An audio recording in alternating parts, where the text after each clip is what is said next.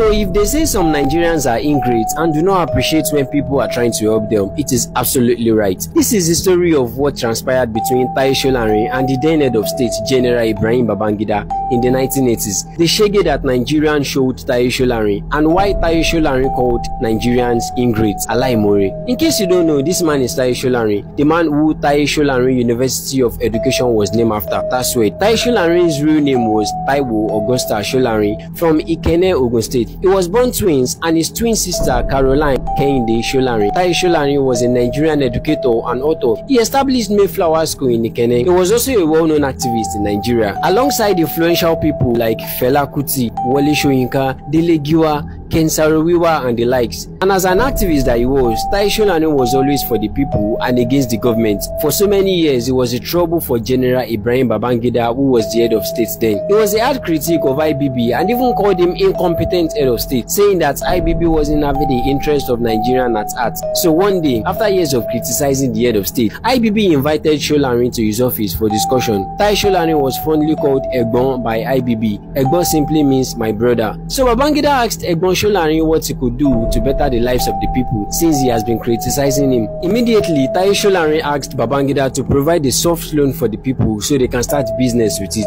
and that the loan would be returned with interest so that other Nigerians too could benefit from it until everyone gets a share of it. So Babangida welcomed Egbon's idea and ordered him to form a bank where they can pump the money into so that the people could get access to it. He also made Taye Solarin the chairman of the bank and in charge of disbursing the money. So after that, he left Egbon with the money to do his duty without distraction. That was when the poor Nigerians began to show Taye Solarin the real pepper. After he gave out the loan to some certain people and was expecting them to return as agreed, people refused to return the money. Neither did they start business with it. They had eaten the money. And if Taye Solarin was going to confront them, immediately he comes through the front door, the debtors drawn through the back door. Yoruba says, meaning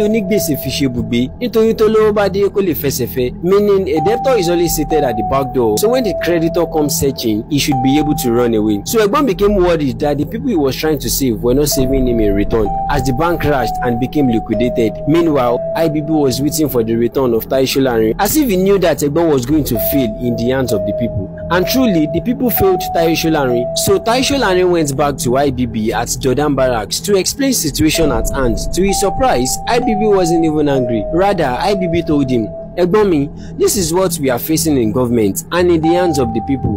Talk is cheap, sir, but look at the bank and look at how your people has disappointed you.